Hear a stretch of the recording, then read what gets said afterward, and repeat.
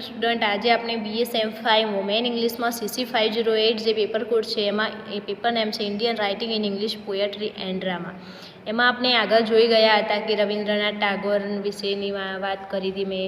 પછી મેં poetry and વેદિક ટાઈમમાં કઈ પોએટ્રીઓ હતી, પછી એની ઇન્ફ્લુઅન્સ શું હતી, પોએટ્રી પ્રી ઇન્ડિપેન્ડન્સના રાઇટરો હતા કે જે રવિન્દ્રનાથ ટાગોર હતા, માઇકલ મધુસૂદન હતા, ઋષિ અરવિંદો હતા, સ્વામી વિવેકાનંદ હતા. જે બધા રાઇટર વિશે આપણે ડીપલી બધું જોઈ લીધું હતું. હવે આપણે મિત્રો જોઈશું કે તેના મેન જે ટૉપિક છે કે વૈદિક ટાઈમ એ તો આપણે જોયું, પરંતુ એ સમયે શું હતું, કેવી રીતે હતું, એના વિશે આપણે આજે ડિસ્કસ કરીશું. એનો ફર્સ્ટ પોઈન્ટ છે કે વૈદિક ટ્રેડિશન ઇન ઇન્ડિયન પોએટ્રી, એટલે કે વૈદિક સમયમાં જે ઇન્ડિયન પરંપરા હતી પોએટ્રીમાં તે શું છે એના વિશે આપણે જોવાનું છે. આપણે જોઈએ તો ફર્સ્ટ પોઈન્ટમાં એવું લખ્યું છે કે acting side by side the Vaishnava bhakti tradition in Indian. એ સમયે કે વૈષ્ણવા ભક્તિ, વિષ્ણુ ભગવાનની ભક્તિનું મહત્ત્વ આપવામાં આવ્યું હતું. તો Vedantic tradition in comparatively less devotional in disposition, stressing the unreality of the world. This Vedic tradition in the Indian poetry is illustrated by poets such as Shankaracharya, rather contemporary spiritual masters such as Aurobindo, Sri Chinmani and Swami Vivekananda have ceremoniously added already affluent heritage of verses country and in some respect have the comprehend both races of Hindu poetry. Means કે જે વૈદિક poetry હતી એટલે કે જે એમાં મેં લખ્યા છે મેન હાર્ડ થોડા વર્ડ્સ છે તે તમે લખી લેજો, નોટ કરી લેજો.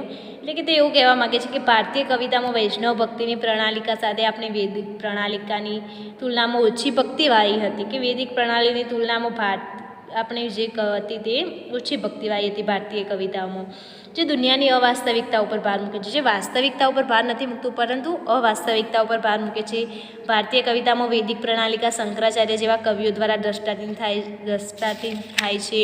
પછી જોઈએ તો છે કે સમકાલીન આધ્યાત્મિક ગુરુ જેવું હું નામ બોલી કે શ્રી અરબિંદો એટલે કે શ્રી અરવિંદ, શ્રી ચિન્મય, સ્વામી વિવેકાનંદ કવિતાના વારસામાં ઉમેરો કર્યો છે અને કેટલીક બાબતોમાં હિન્દુ કવિતાઓની અસરને સમજ્યા છે. આગળ જોઈએ તો કે કન્ટેમ્પરરી એટલે કે સમકાલીન, એનો મિનિંગ એવો થાય છે કે સમકાલીન Indian poetry, its poet include the Rabindranath Tagore and the first Asian to receive the Nobel prize literature, કે એમને રવિન્દ્રનાથ ટાગોરને નોબેલ પ્રાઇઝ પણ લિટરેચર માટે મળ્યો હતો. આ મિત્રો તમે લખી લેજો, હું બોલું અમુક મેન ટોપિક ફોકસ કરું તે તમારે નોંધી લેવાના, કારણ કે મોસ્ટ હોય છે જે આપણે એક્ઝામમાં લખવાના હોય છે. અને એક્ઝામમાં તમે જ્યારે આવતા હોય ત્યારે પેપર લખો ત્યારે આવા જે અમુક મેન નોબેલ પ્રાઇઝ મળે છે, પછી આ ઓથર્સ છે, એમનું આ મહત્ત્વ, ઇન્ફોર્મેશન શું છે, એનું મેન થીમ શું છે, એ બધું હા ને તમારે ખાસ નોંધી લેવાનું અને પરીક્ષામાં તે લખવાનું. એનાથી તમારું માર્કિંગમાં પણ ફાયદો થશે. એવી રીતે આગળ જોઈએ તો is the first Indian and the first Asian receive the Nobel prize in literature. First Indian હતા અને ફર્સ્ટ એશિયાનો જે નોબેલ પ્રાઇઝ હતો તે પણ રવિન્દ્રનાથ ટાગોરને ફર્સ્ટ મળ્યો હતો એ ટાઈમે. After Tagore penning the poetry was not just restricted to the most intellectual and the most elite but also began to include the revolutionary thinking of that musing the under the person like the Shankha Ghosh, Nabanita Dev Sen, શ્રી જીતો, Joy Goswami, Dilip Chitre, Kamala Das Toru Dutt, Nissim Ezekiel and the Jayanta Mahapatra. એટલે કે જે આ બધા છે રાઇટરો આપણા જે શંખાગો, એટલે કે આ એવું કહેવા માગે છે કે જે આપણું રવિન્દ્રનાથ ટાગોરનો એમ કે શ્રેષ્ઠ સમકાલીન ભારતીય કવિતાના કવિઓમાં સમાવેશ થતો હોય છે.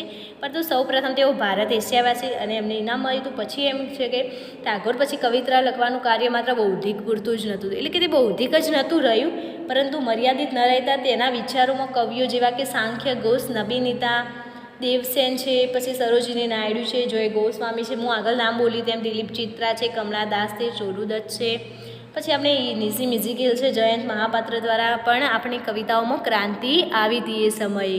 પછી આગળ જોઈએ તો છે કે when elaborating and the relating further on the genre of Indian poetry, the historical ancient age and the time again harked back into the present type owing to its shared originally and uncanny thought process even in such times.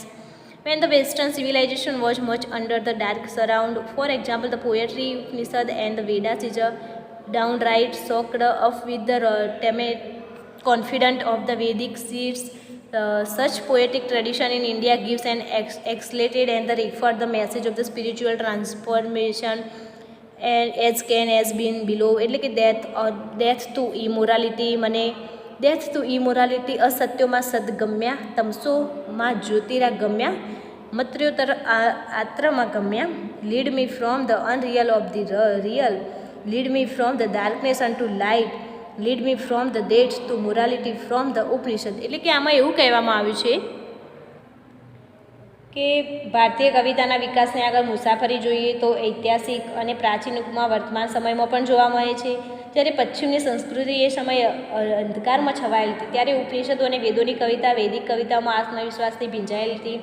આવી ભારતીય કવિતાની પ્રણાલિકા આધ્યાત્મિક પરિવર્તનનો સંદેશ આપે છે કે આપણે આધ્યાત્મિક કવિતાનો સંદેશનો મેઇન શબ્દ હું બોલી હતી ને કે સ્પિરિચ્યુઅલ ટ્રાન્સફોર્મેશન એટલે કે તેનો સંદેશ આપે છે. જે નીચેની કવિતાઓમાં આપણે જોયું કે અસત્યોમાં સત્યોગમા તમસોમાં જ્યોતિરાગમા મર્ત્યોરમાં આત્મરાગમા એટલે કે એનો મિનિંગ એવો થાય છે કે મને અવાસ્તવિકતાથી વાસ્તવિકતામાં દોરી જા, મને અંધકારથી પ્રકાશમાં દોરી જા, મને મૃત્યુમાંથી અમરતા તરફ દોરી જા. જે આ છે તે આપણે ઉપનિષદો હતા ને જે સંસ્કૃતમાં એમાંથી લેવામાં આવ્યું છે. આપણે આગળ જોઈએ મિસ્ટિસિઝમ ઇન ઇન્ડિયન પોએટ્રી. આ સેકન્ડ પોઈન્ટ છે જે આપણે એમાં જ લખ્યું છે કે numerous the Indian poets have been the versatilely instigated to write poetry in endeavour to express their almost transcendental mystical experience. Adi Shankaracharya was India leading exponent of non-dualism. અદ્વૈત્વે I am he એટલે કે હું જ ભગવાન છું એવું આદિ શંકરાચાર્ય માનતા હતા. Is an immoral poem by the Shankaracharya that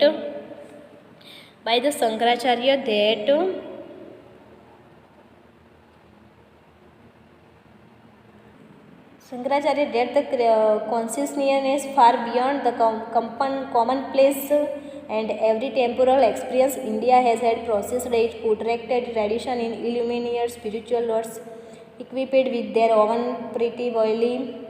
These genius have employed poetry in India as their own tool and alluding to the transcendental consciousness which is the basic aim of yoga, another line of the thinking that has been intensely linked with Indian poetry. Means કે આધ્યાત્મિકતાની અહીંયા વાત કરી છે. આમાં કહ્યું છે કે અસંખ્ય ભારતીય કવિઓએ પોતાની ગૂઢવાદી અનુભવોને અભિવ્યક્ત કરવાનો પ્રયત્ન કર્યો હતો. એટલે કે અસંખ્ય એટલે કે જે ઘણા બધા જે કવિઓ હતા એમને ભારતીય કવિતામાં પોતાની ગૂઢવાદી અનુભવ એક્સપિરિયન્સ અભિવ્યક્ત કરવાનો પણ એમને પ્રયત્ન કર્યો હતો. આદિ શંકરાચાર્ય જે છે આપણા તે ભારતના આગળ પડતા અદ્વૈતના પ્રણેતા હતા અને હું જ ઈશ્વર છું એ શંકરાચાર્યએ દ્વારા લખાયેલ અમર કવિતા છે જે સામાન્ય રોજિંદા જીવનના ક્ષણિક અનુભવો કરતાં માનવ સભાનતાને વાચા આપતી હોય છે એવી એમને લખાયેલી અમર કવિતા થઈ ગઈ છે કે ખૂબ રીડિંગ થઈ છે અને લોકોના હૃદયને સ્પર્શ કરી જાય છે કે હું જ ઈશ્વર છું એમ. અને તે આધ્યાત્મિકતા ઉપર છે જે સામાન્ય રોજિંદા જીવનના ક્ષણિક અનુભવો કરતાં માનવ સભાનતાને વાંચા આપે છે કે જે આપણે ડેલી જીવન જીવતા હોય એના કરતાં તે થોડી આપણને વધારે શીખવે છે. ભારતમાં તેજસ્વી આધ્યાત્મિક ભગવાનોની પણ પ્રણાલિકા હતી જે ભારતીય કવિતામાં પ્રતિબિંબ થતી જ હોય છે અને કવિતા આધ્યાત્મિક સભાનતા માટેનું સાધન પણ બને છે અને જે યોગનો પાયાનો હેતુ છે જે ભારતીય કવિતામાં આંતરિક રીતે જોડાયેલ છે કે ભારતીય કવિતાઓમાં જે છે એમાં આંતરિક રીતે તે કવિતા પણ જોડાયેલી હોય છે. આપણે જોઈએ તો કે મોડર્નિટી ઇન ઇન્ડિયન પોએટ્રી કે Indian poetry as has been insisted earlier already had won the crown of the modernism long ago.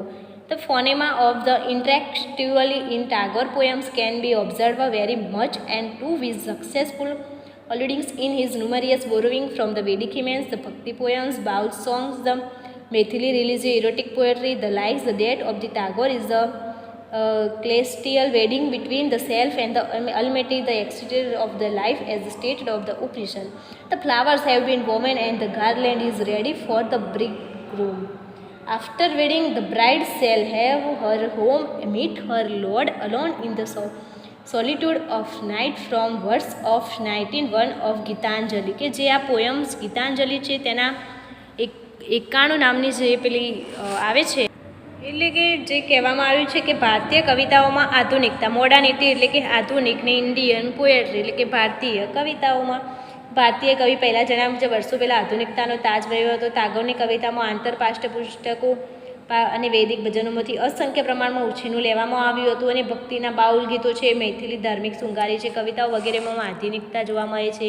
Tagore નૃત્ય મૃત્યુ પણ પોતાના ભગવાન વચ્ચેનું સ્વર્ગીય લગ્ન છે. ઉપનિષદોમાં પણ તેનું જીવનનું અમૃત કહ્યું છે. એવી રીતે તેનું જે 91 નંબરની કવિતા છે ગીતાંજલિ, તેમાંથી આપણે લખ્યું છે કે the flowers have been woven the garland in the ready for the bridegroom. After the wedding, the bride shall leave her home and meet her lord alone in the solitude of night. From verse 19:1 of Gitanjali. કે 91 નંબરની કવિતા જે છે એનો meaning એવો થતો હોય છે કે ફૂલો ગૂંથવામાં આવ્યા છે અને વરરાજા માટે હાર તૈયાર છે. લગ્ન પછી કન્યાનું તેનું ઘર છોડીને તેના ઘરે જશે અને પોતાના પતિને રાત્રિના એકાંતમાં મળશે. એટલે કે આ ગીતાંજલિની જે 91 કવિતામાં છે તે આવું દર્શાવ્યું છે કે આધુનિકતામાં પણ ભારતીય કવિતાઓની વાત કરવામાં આવી છે. મિત્રો, આપણે આગળના ટૉપિક આવતીકાલે જોઈશું. આજે આપણે આટલે રહેવા દઈએ છીએ. થેન્ક યુ મિત્રો.